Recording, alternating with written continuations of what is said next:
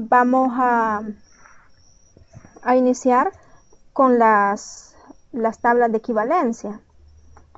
En este caso ya voy a dar un espacio para que ustedes puedan consultar, ¿verdad? Vamos a tratar de ir rápido para tratar de, porque quiero que abarquemos bastante en estas horas. Bien.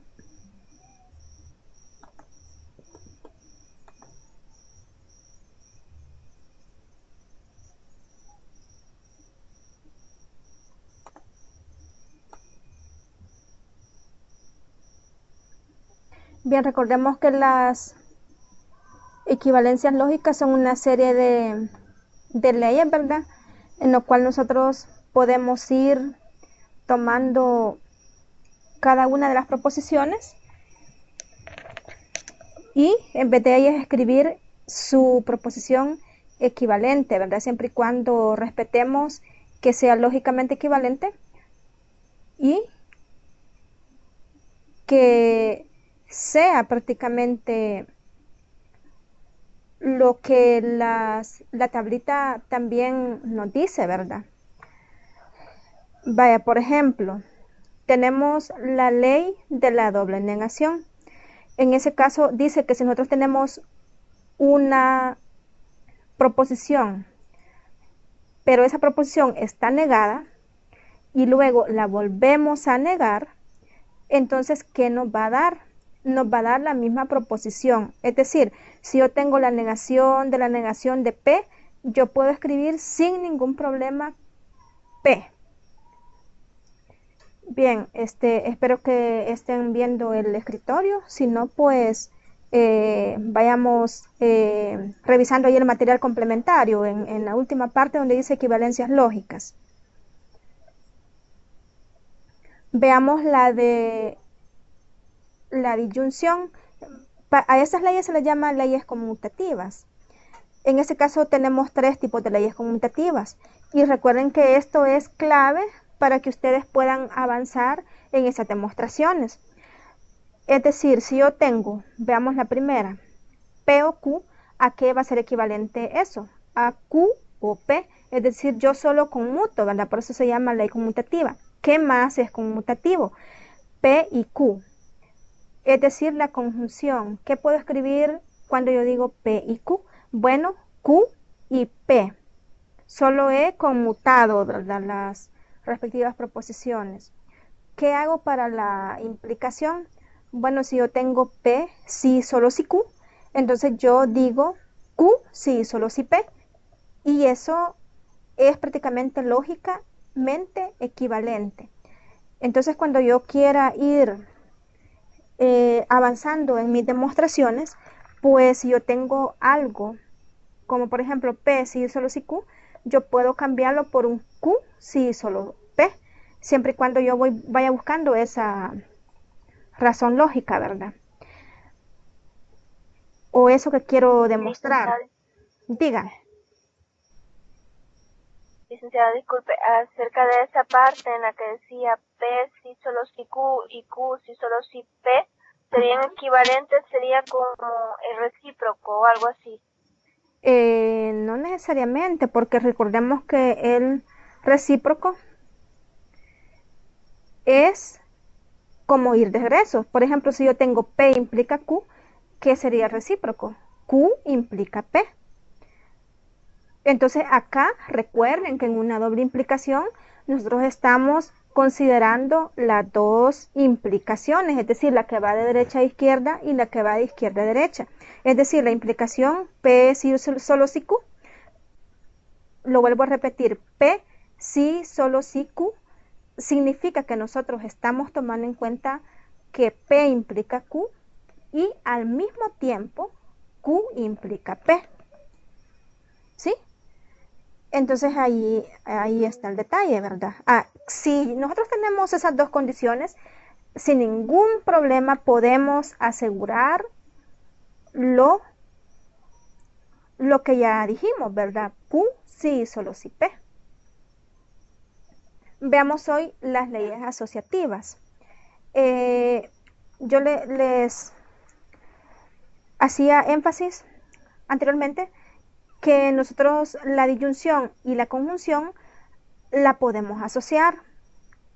Siempre prácticamente lo hacemos convenientemente, ¿verdad? Pero si nosotros tenemos P o Q o R, es decir, Q o R está unido por un paréntesis, sin pérdida de generalidad y sin perder ninguna propiedad en las proposiciones, yo puedo escribir P o Q o R.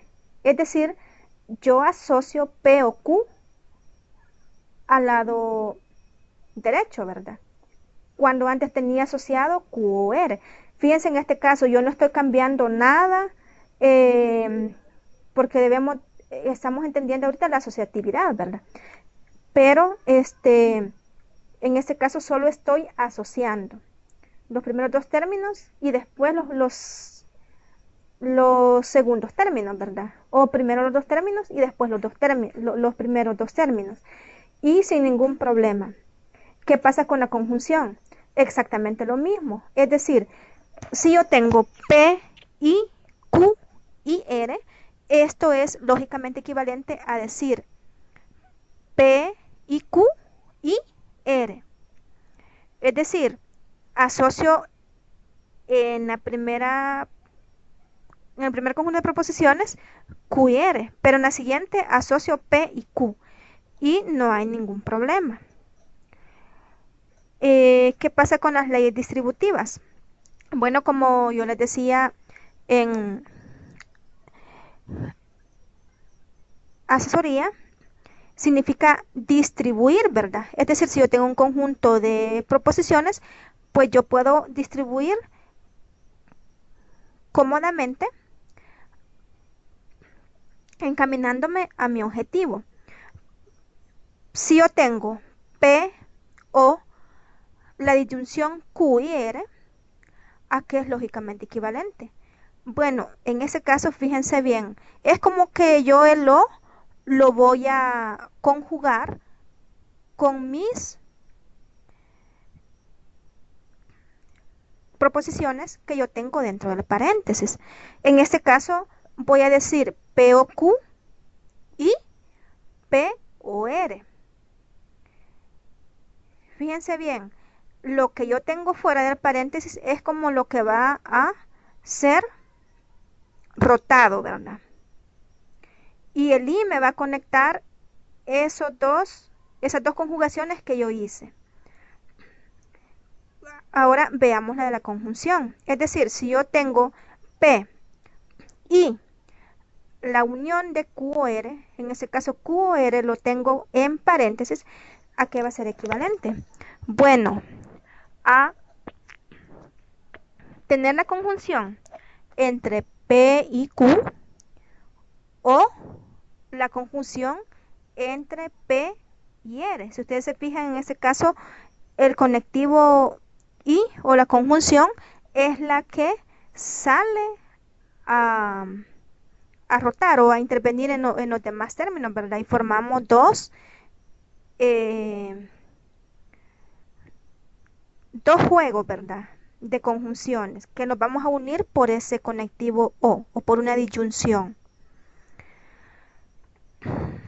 Bien, la ley de idempotencia. ¿Qué pasa cuando yo tengo P y P? Bueno, esto es lógicamente equivalente a P, ¿verdad? Y lo podemos analizar bien fácilmente. Y esto es algo bien clave, ¿verdad? Cuando nosotros estamos demostrando una tautología. Yo les decía, ¿verdad? En el examen que hubieron algunos casos de que ustedes me escribían P, pero a veces era una proposición P y Q, por ejemplo, P, Q y algo más. Y allí pues como que no se entendía o no era lógico concluir P, ¿verdad? Y más que ustedes no me lo explicaron. Entonces, aquí me detengo un poquito para decirles de que en el examen me expliquen la línea, me digan qué equivalencia ocuparon, ¿verdad? Para que sea mejor tomarles en cuenta la ponderación, ¿verdad? No vaya a ser que por algo que no se entienda, pues vayan a perder puntitos. Bien, este, ¿qué otra ley de impotencia? Bueno, como hay para el I, también hay para la disyunción, ¿verdad? Entonces acá tenemos que P o P, ¿a qué va a ser igual? ¿O a qué va a ser equivalentemente lógico? Bueno, siempre a P, ¿verdad? Leyes de identidad. Bueno, la ley de identidad nos dice que si yo tengo P o una contradicción, ¿qué va a predominar? ¿O qué es lo que yo voy a tener en ese caso? Voy a tener a P. Recordemos que una contradicción es aquella que es prácticamente quizás como tendiendo a ilógico, ¿verdad? Por ejemplo, que yo afirmo algo y a la vez lo desafirmo. Bueno, ¿y cómo es esto? Bueno, entonces yo estoy contradiciéndome o la proposición se está contradiciendo, ¿verdad? Entonces, si yo tengo P o una contradicción, predomina P. ¿Qué pasa cuando yo tengo P y una tautología? En ese caso, predomina ¿quién? P. Esto es bastante interesante, ¿verdad? Más que todo cuando se va a demostrar una equivalencia o una tautología. Así es de que mucho ojo con esto, hay que llevarlo bien aprendidito o practicarlo, ¿verdad? ¿Qué es lo que nos da una proposición y una tautología? Bueno, ustedes me pueden decir, pero cuando me da Q y una tautología o R y una tautología, es lo mismo, siempre va a predominar Q o va a predominar R. Recuerde que esta proposición puede ser cualquiera, ¿verdad? Cualquiera. Si yo tengo algo asociado y una tautología, ¿qué me va a dar? Me va a dar prácticamente lo que yo tengo asociado, ¿verdad? En ese caso, como yo les decía, algo y tautología nos va a dar ese algo que yo tengo. Entonces, eso es donde a veces nos genera problemas en la demostración, pero es de notar eso, ¿verdad? Y es tomar en cuenta a lo que nosotros llegamos. Leyes de dominación. Bueno, ¿qué me va a dar si yo tengo a P con una disyunción y una y con la tautología? Es decir, P o tautología, ¿qué me va a dar? Bueno, en ese caso, como sabemos que la tautología siempre es verdadera, bueno, es casi obvio que nos va a dar una tautología. Ahora, ¿qué me va a dar P y una contradicción? Bueno, si yo tengo al mismo tiempo ambos, como el I siempre es falso, si alguno es falso, bueno, aquí yo tengo que asegurar que me va a dar una contradicción, porque no puedo tener algo afirmativo y una contradicción, pero entonces aquí ni modo, ya se volvió una contradicción. ¿Qué me va a dar P o la negación de P? Ojo con esto, ¿verdad? No nos vayamos a confundir con una contradicción, porque a veces me escribían como P o no P, como una contradicción. Y no, esto es una tautología. Y lo probamos en asesoría. ¿Qué me va a dar P y no P? Aquí, cuidado con el signo, ¿verdad? Aquí es P y no P. ¿Qué me va a dar P y no P? Es una contradicción. ¿Cómo se llaman estas leyes? Bueno, leyes de la negación. Entonces ustedes pueden hacer recordatorio, ¿qué es lo que nos daba la negación de algo? O en dónde estaba involucrada la negación. Bueno, con una tautología y con una contradicción, ¿verdad? Bien, ahora, estas leyes muy famosas, muy útiles y que siempre nos aparecen por ahí en las demostraciones, ¿verdad? ¿Qué es una ley de Morgan? Bueno, es aquella que me relaciona tanto la disyunción, la conjunción, como las negaciones, ¿verdad? En ese caso. Fíjense bien, porque en algunos casos aquí tendemos a confundirnos. Que si lo niego o no lo niego. Que cómo está la proposición.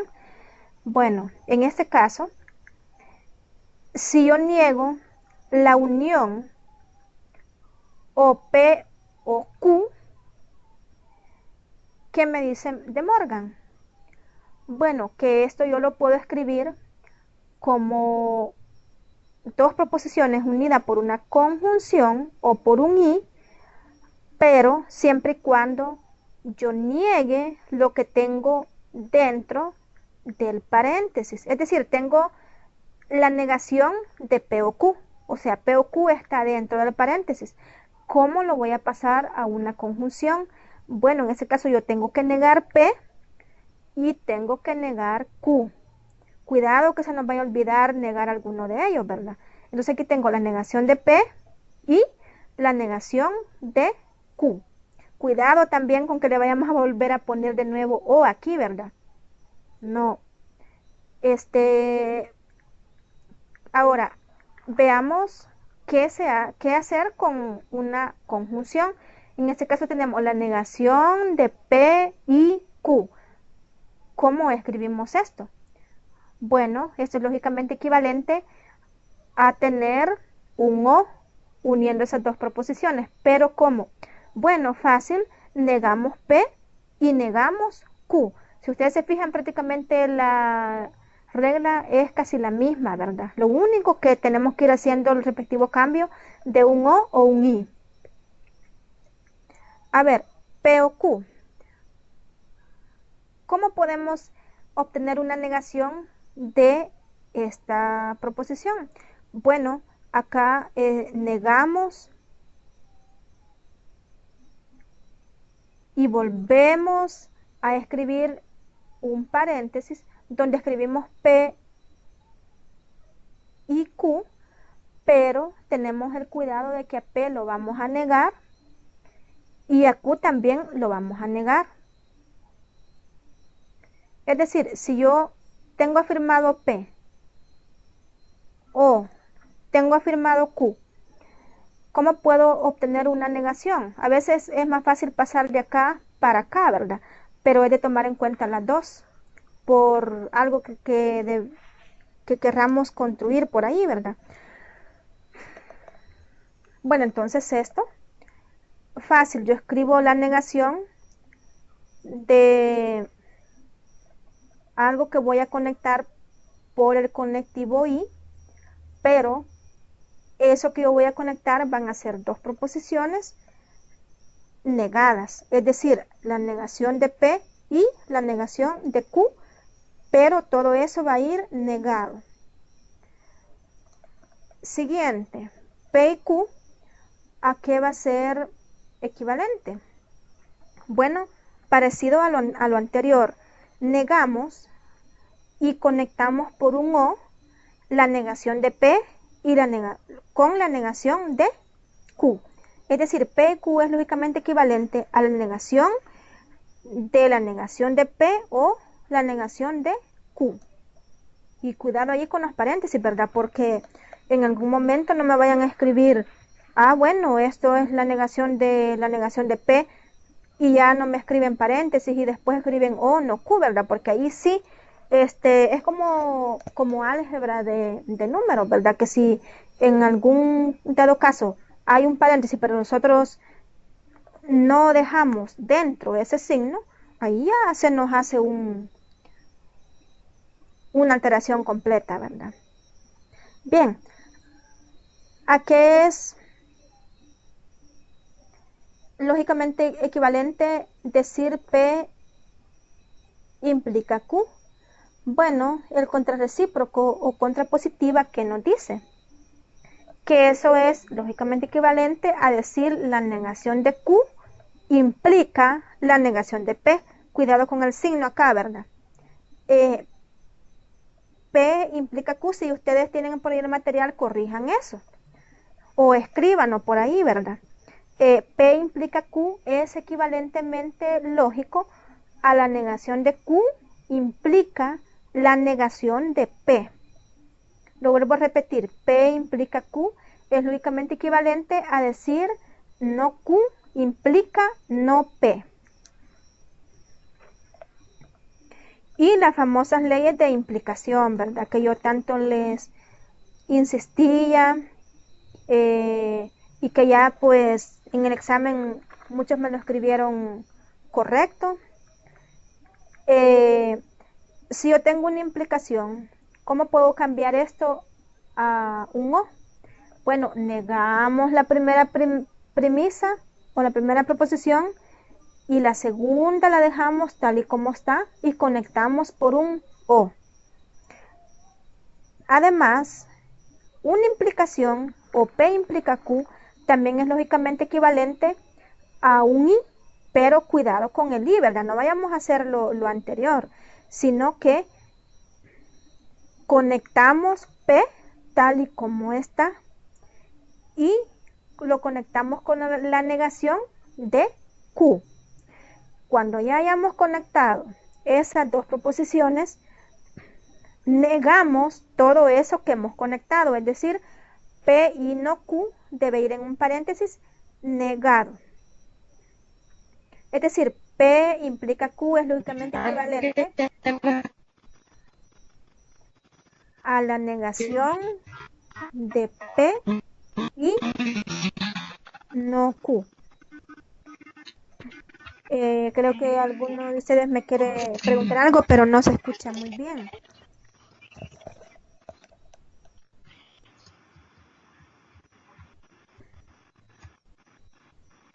Bien, P o Q, ¿a qué sería lógicamente equivalente? Bueno, si ustedes se fijan, es como que vayamos de retroceso, pero vamos acomodando otras leyes. Aquí tenemos una disyunción de P con Q. ¿A qué es lógicamente equivalente? Bueno, a una implicación, pero siempre y cuando neguemos a P y afirmemos Q. P y Q. Claro que podemos formar una implicación de P y Q. ¿Cómo? Negamos la implicación de P con la negación de Q. Fíjense bien la diferencia, ¿verdad? Es decir, si nosotros tenemos P y Q, esto es lógicamente equivalente a la negación de P implica la negación de Q. Negamos todo, ¿verdad? No vayamos a dejar fuera a la negación de Q del paréntesis, ¿verdad? Y la de equivalencia, miren, esta ley está solita por aquí, pero nos puede servir, ¿verdad? P, sí, solo si Q, si ustedes se fijan en todo lo que hemos estudiado, leído o analizado, no hemos visto una ley de doble implicación. Entonces, una ley de doble implicación, ¿a qué va a ser equivalente? Bueno, a que yo tengo a la vez, es lo que yo les decía al principio, y aquí podemos contestar también de nuevo la pregunta que hizo Catherine, que nosotros tenemos la proposición P implica Q y a la vez Q implica P. Si ustedes tienen esto es lógicamente equivalente a esto y eso les puede servir mucho, ¿verdad? Bueno, ¿alguna pregunta de acuerdo a lo que hemos analizado?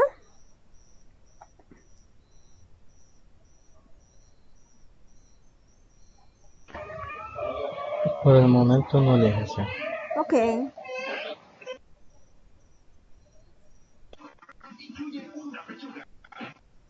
Yo tampoco tengo. Ujú. Bueno, Jessica ya pudo unirse.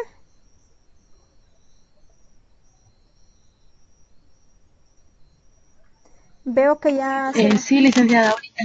Ahora Bueno, sí, gracias. muchísimas gracias. Bien, continuemos. En este momento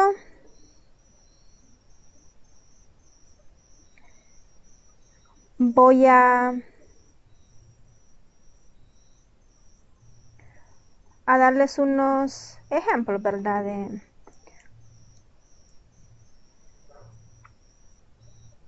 De ejercicios resueltos. Prácticamente los que hemos estado estudiando. En este caso vamos a ver esta demostración, ¿verdad? Demostrar que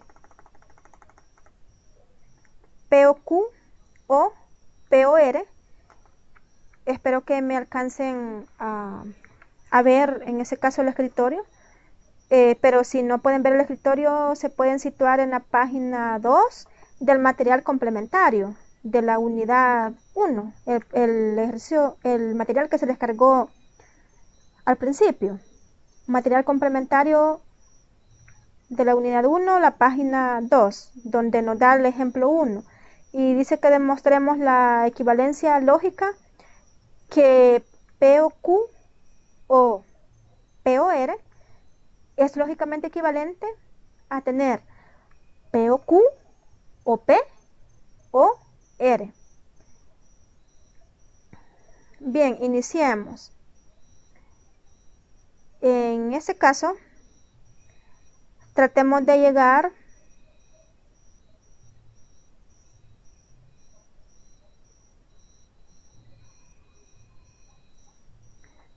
bien, acá hago una corrección.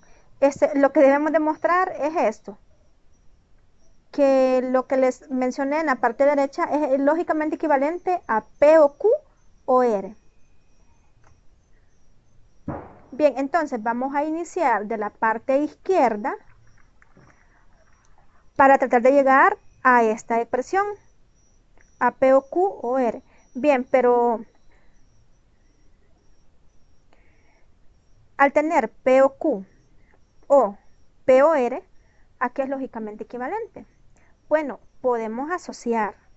Ya tenemos asociado P o Q, pero volvemos a asociar con P. Es decir, escribimos un corchete entre P o Q o P y dejamos afuera R. Pero no lo dejamos sin conectivo, ¿verdad? Sino que con un O. Bien, entonces ahora, ¿qué tenemos acá? Tenemos 3 proposiciones, pero si nosotros somos observativos, en este caso podemos volver a asociar en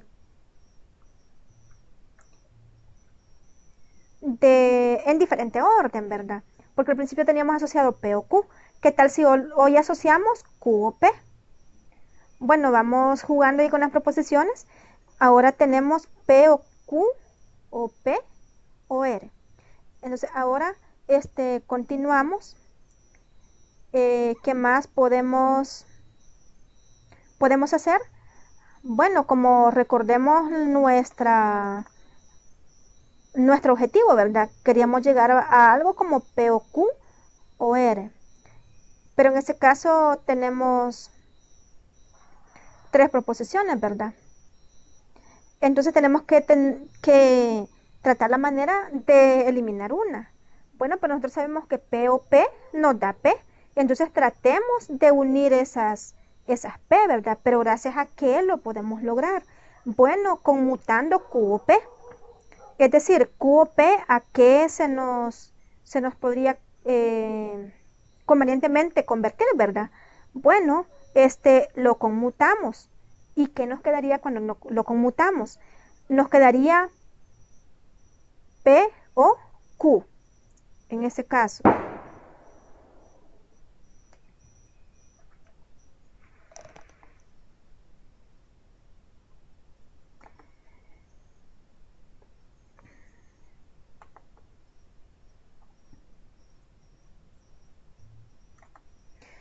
Entonces, si nos queda P o Q, ya la hicimos, porque aquí solo asociamos este P con este P, ¿y qué nos va a dar? Pues P, como lo dijo la ley de idempotencia, ¿verdad? Entonces, solo la usamos aquí, concluimos P, y de nuevo no nos olvidamos de ese término que nos quedó acá, o Q, y luego tenemos O, R al final. Pero ¿a qué llegamos? A P o Q o R. ¿Y a qué queríamos llegar? Pues es justamente a lo que queríamos llegar, ¿verdad? ¿Sí? ¿Alguna pregunta?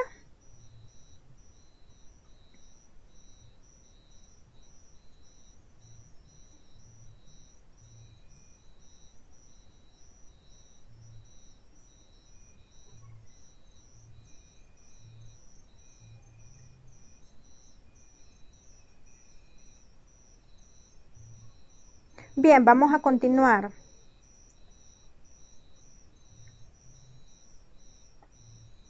Vamos a demostrar que P y Q implica R es lógicamente equivalente a tener la negación de P o la negación de Q o R. Vamos a partir de este lado. Si ustedes se fijan, esto sale en 3 pasos, ¿verdad? Pero si nosotros nos equivocamos o no hacemos uso de las leyes lógicas, pues como que vamos a llegar a otra respuesta, ¿verdad? Si ustedes se fijan, como en este caso tenemos un O, tratamos, no un O, ¿verdad? Sino que un conjunto de O acá. Tratamos de llegar por medio de una implicación a un O. Es decir, convertimos nuestro primer objetivo, fíjense bien, es convertir esta proposición que yo tengo acá con una implicación, la convertimos a un O. Pero ¿cómo convertimos eso a un O? Bueno, por medio de las leyes de implicación. Recordemos, negamos a la primera proposición, que en este caso, como yo tengo algo asociado, nada, no puedo dejar nada, sino que niego a P y a Q. Es decir, niego P y Q. Aquí lo escribo. La negación de P y Q, y escribo acá en vez de la implicación un O. ¿Qué voy a hacer con R? Lo escribo tal y como está. Continúo. Como acá yo tengo un I, pero mi objetivo es un O, prácticamente solo tengo O, pues ni modo, yo tengo que pasar este I a un O. Entonces en este caso trato de pasar este a un O. Pero ¿cómo lo hacíamos? ¿Recuerdan la ley de la conjunción para pasar a un O? Bueno, fácil. Yo tengo que negar P, escribir un O y también negar a Q. ¿Qué pasaría aquí si yo tuviese un P negativo o negado? Bueno, en ese caso pues me quedaría positivo. Cuidado con eso, ¿verdad? Mucho cuidado. Yo niego la proposición como está. Bueno, continuando, agrego R, siempre con el mismo conectivo porque ahí no estoy cambiando nada. Y luego solo saco esto del paréntesis y al final me va a quedar la negación de P o la negación de Q o R en este caso. Es prácticamente a lo que queríamos llegar acá. Si aquí ven una negación de R, no le dan caso, que ahí hubo un error de dígito del material, ¿verdad? Aquí hemos llegado a la negación de P o la negación de Q o la negación de R en ese caso. ¿Sí? ¿Alguna pregunta?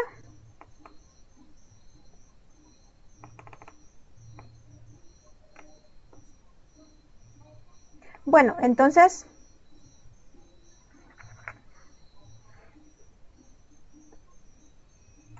a ver de acá de la...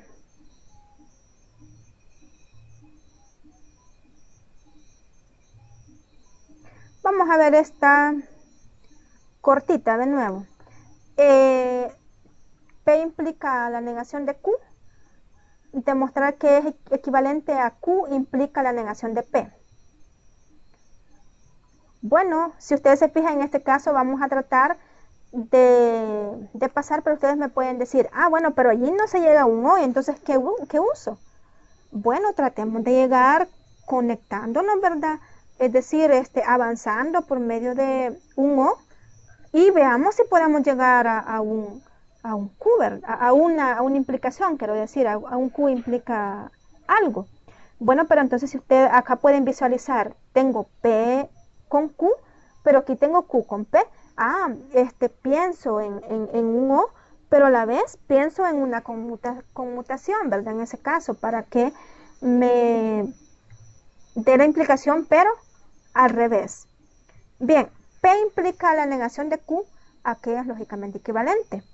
Bueno, niego P o escribo a Q como está. Es decir, como en este caso está negado, pues yo no le hago nada a Q, le escribo tal y como está. Es decir, yo digo, que P implica la negación de Q es lógicamente equivalente a la negación de P o la negación de Q. ¿Qué hago con esto? Bueno, yo puedo conmutar. Aquí es donde yo ya voy buscando esa implicación al revés. Es decir, yo conmuto a P en ese caso con Q, pero como están negados, yo no puedo perder ninguno con su negación. Es decir, yo escribo la negación de Q o la negación de P. Pero si ustedes se fijan, volviendo a la implicación, ¿a qué es lógicamente equivalente esto? Bueno, yo puedo escribir una implicación de esto, pero debo de asegurarme que el primer término va a estar negado. Aquí donde yo les digo que van a haber diferentes casos, como Q está negado, pues la negación de nuevo, ¿qué me va a dar? Me va a dar un Q, pero positivo o afirmativo. ¿Y el P cómo me quedaría? Bueno, el P me queda de la misma forma, es decir, la negación de P me queda como la negación de P, porque la ley me dice que solo voy a negar a la primera proposición que yo estoy uniendo por el O. Entonces me queda de esta forma. Q implica la negación de P. Acá llegué. Bueno, llegué a lo que yo quería demostrar. ¿Sí?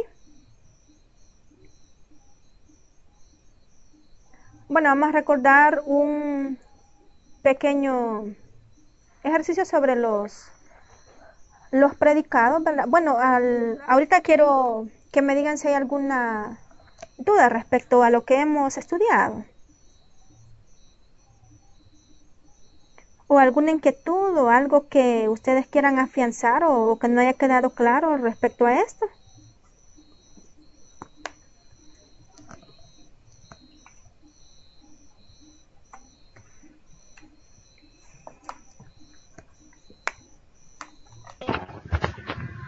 No, licenciado, por el momento no tengo ninguno.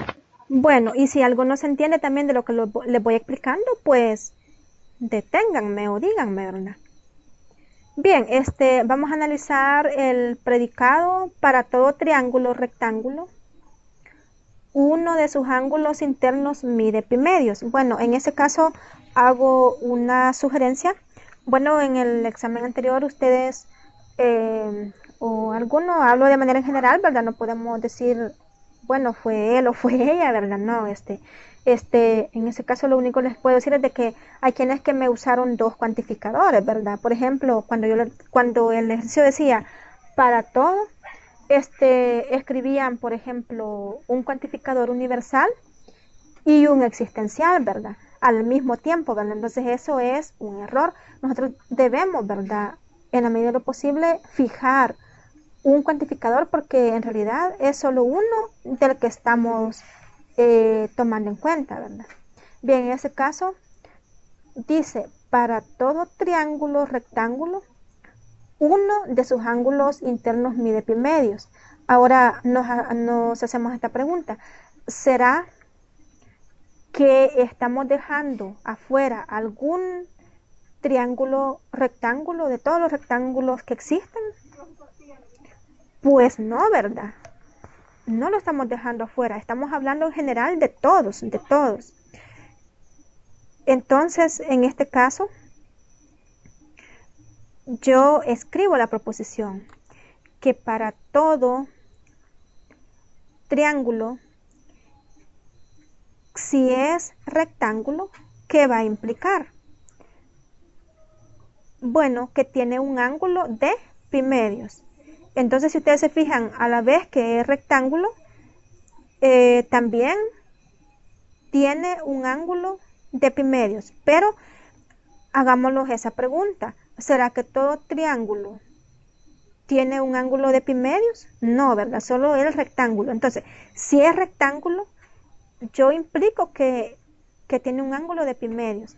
Acá, pues, en el análisis ustedes me pudieron escribir que P de X y Q de X. Bueno, en ese caso, pues yo consideraría, ¿verdad? Porque en realidad, si yo digo que un triángulo rectángulo, a la vez también tiene un ángulo de pi medios, ¿verdad? Es de analizar, ¿verdad? Y las cosas, siempre y cuando sea lógico. Bien, hablamos en el siguiente. Existe un número real mayor que 4. Bien, en este caso, como recordemos que en los reales no todos los números van a ser mayores que 4, ¿verdad? Y estoy afirmando que existe, ¿verdad? Porque sé que al menos uno va a existir. Entonces, ¿cómo voy a formar mi proposición? Bueno, que existe un X perteneciente a los reales. En este caso siempre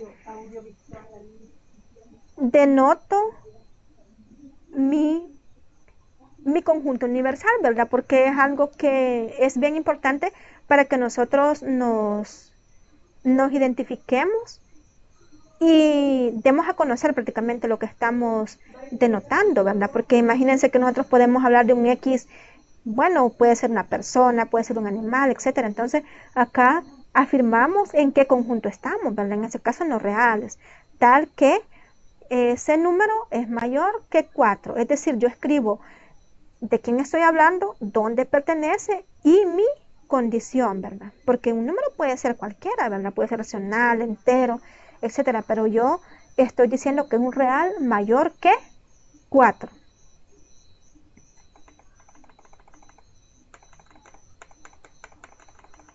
Bien, veamos uno que nos dan un ejercicio al revés, es decir, vamos a pasar del lenguaje natural, en el caso anterior, ¿verdad? Al cálculo de predicados. En este caso vamos a pasar de las proposiciones ya con cálculo de predicado al lenguaje natural. Fíjense que lo que debemos de tomar en cuenta en este caso es de que siempre nuestras proposiciones deben estar dichas lógicamente. Entonces en este caso, ¿qué representa alfa de X? O A de X, ¿verdad? Que el estudiante estudia a distancia. Y P de XY, ¿qué denota? Bueno, que X estudia en el ciclo Y. ¿Y quién es Q de X en este caso? Bueno, lo denotamos como que X estudia lógica y a la vez estudia teoría de conjuntos. Entonces, mucho ojo dónde vamos a tomar en cuenta este Q de X, ¿verdad? Porque ustedes deben de analizar siempre muy centrados cuándo yo debo de afirmar, ¿verdad? Por ejemplo, si solo estudia lógica, ¿por qué le voy a escribir algo afirmativo con Q? Si yo sé que debe de cumplirse que estudia lógica y también estudia teoría de conjuntos, ¿verdad? Bien, entonces, ¿qué significará este primer enunciado donde dice que para todo X, ya sabemos a quién se refiere, ¿verdad? Porque el X está en el conjunto de estudiantes, ¿verdad? Que estudian a distancia. En este caso, si estudia a distancia, debo de afirmar, ¿verdad? Y no cursa el ciclo 2, porque recordemos que el mismo estudiante está cursando el ciclo Y, pero en este caso como Y toma el valor de 2, no nos complicamos, entonces afirmamos que no estudia en el ciclo 2. ¿Qué va a implicar esto? Bueno, si no estudia en el ciclo 2 significa de que nosotros hasta podemos analizar, ¿verdad? Que como nosotros estamos en el ciclo 2 estudiando lógica y teoría de conjuntos, entonces afirmamos, ¿verdad? La negación de Q. Es decir, que no estamos estudiando lógica y teoría de conjuntos porque no estamos estudiando en el ciclo 2, ¿verdad? Entonces, eso que hemos dicho suena lógico y es lógico, ¿verdad? Entonces, afirmamos que todo estudiante, si estudia a distancia, fíjense bien, si estudia a distancia y no cursa el ciclo 2, entonces no estudia lógica y teoría de conjunto. ¿Suena lógica eso? ¿Suena lógico? Sí, ¿verdad? Eso nos podemos preguntar, ¿verdad? Ir acomodando junto con nuestros predicados.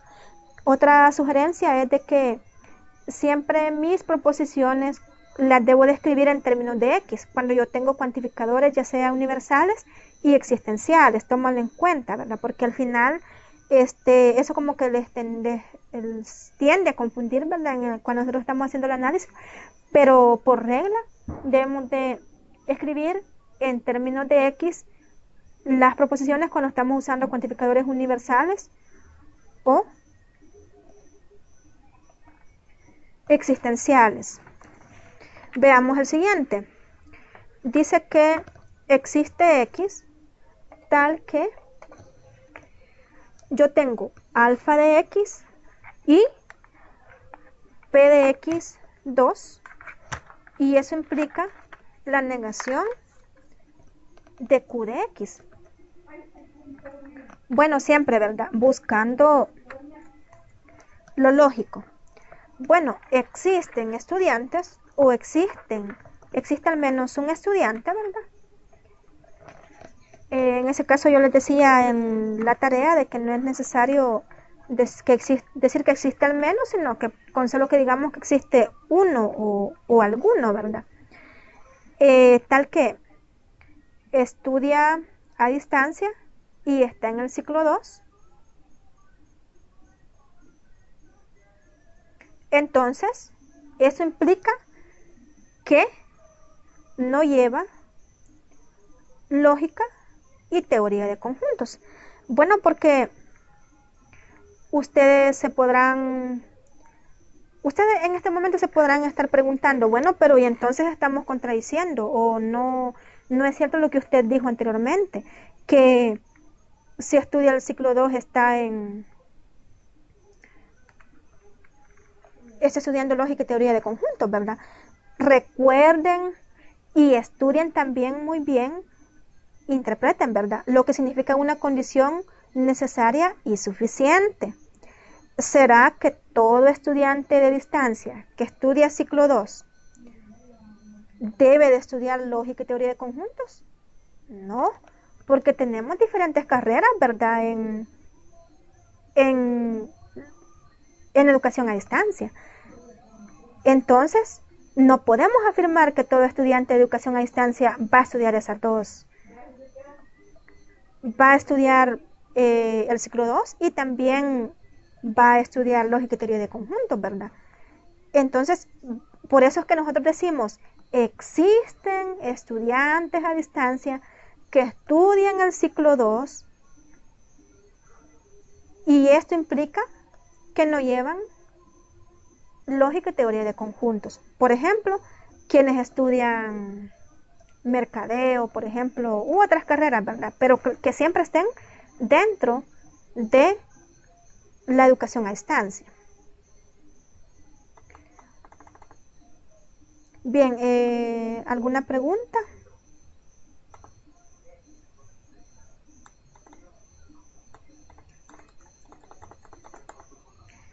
Vamos a demostrar esta equivalencia usando cuantificadores. Recuerden que en este caso nosotros tenemos que analizar, ¿verdad? Estas expresiones a partir de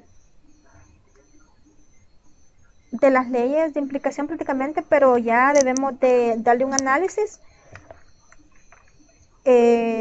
a partir de su respectivo conectivo, ¿verdad? Y su respectivo cuantificador.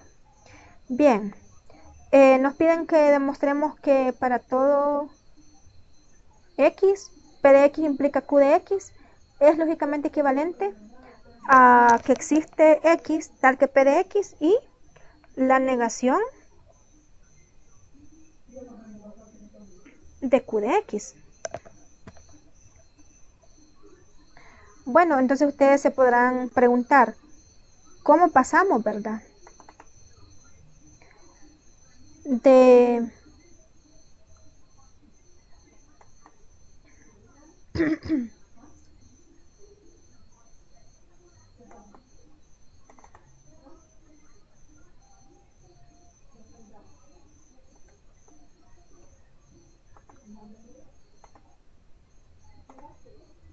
¿Cómo podemos pasar de un cuantificador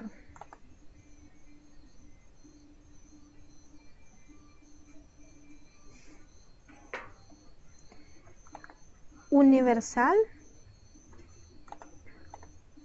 a un cuantificador existencial?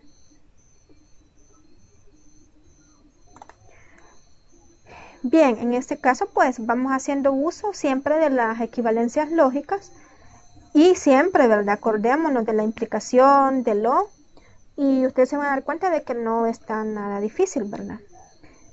Entonces, partamos del lado izquierdo y tratemos de llegar al lado derecho. ¿Qué tenemos en el lado izquierdo? Tenemos que existe un x tal que p de x y la negación de q de x. Bien, esto es lógicamente equivalente a decir, ¿verdad? ¿Cómo cambiamos este i a un o?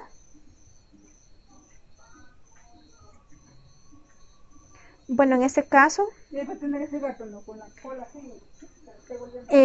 como todo esto está firmado, pues es como que construyamos, ¿verdad? Una negación para este p de x y la negación de q de x. Recuerden, encerrábamos en paréntesis las dos proposiciones, negábamos todo el paréntesis y a la vez negábamos la primera proposición y también la segunda proposición. Entonces, ¿cómo nos quedaría esto? La negación de lo que tenemos dentro del paréntesis, la primera proposición, en este caso negada, porque aquí está firmada, unida o un o, la segunda proposición negada. Pero como en este caso, ojo con esto, está negada la proposición original, si le volvemos a aplicar una negación, ¿a qué llegaría? A una afirmación. Entonces nos queda de esta forma. ¿Qué podemos seguir haciendo en ese caso?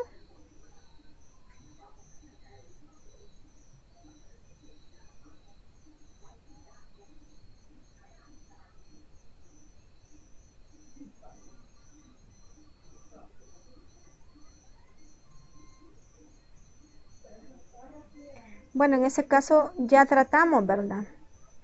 De aplicar un cuantificador universal.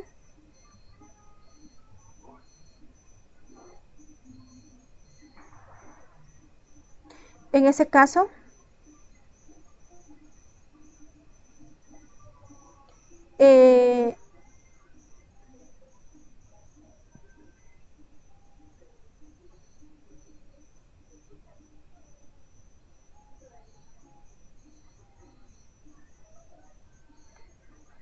¿habrá algún error de dígito en ese caso?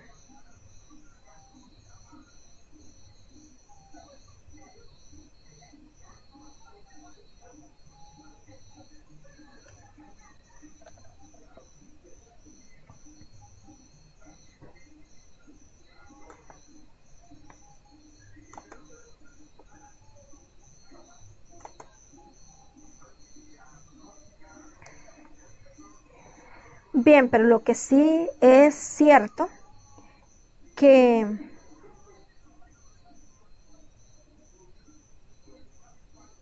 este signo está también involucrando a este, ¿verdad? Entonces, al cambiarlo a un cuantificador universal, significa que yo voy a interpretar también como una distribución hacia los demás, ¿verdad? Hacia las dos proposiciones. Entonces, en ese caso me quedaría la negación de p de x. Ahí posiblemente hay un paso, ¿verdad? De que no se les escribió acá. Y acá sería o q de x en este caso. Porque estamos cambiando el cuantificador. Recuerden que esto lo que nos hace es cambiar prácticamente el signo, ¿verdad? O, bueno, en ese caso el cuantificador universal lo que hace es también cambiar la afirmación, ¿verdad?, de las otras proposiciones. En este caso tenemos la negación de P de X o Q de X.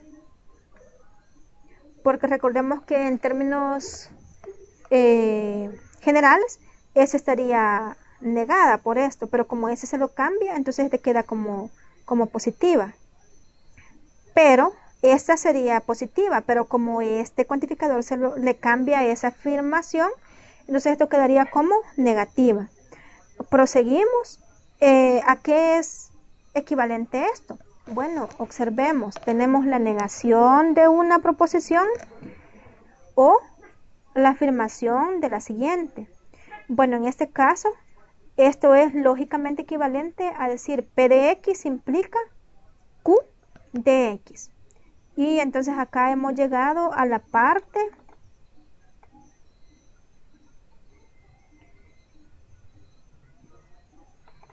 derecha, si nos fijamos, porque tenemos un cuantificador universal y ahí decimos P de X implica Q de X, es decir, hemos llegado a esta parte que queríamos demostrar.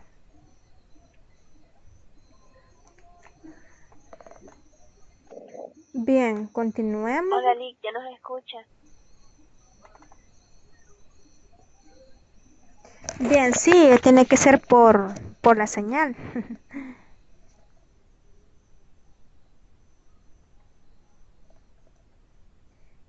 Y también los compañeros tuvieron problemillas porque se me desconectaron. Bien, pero sigamos, vamos a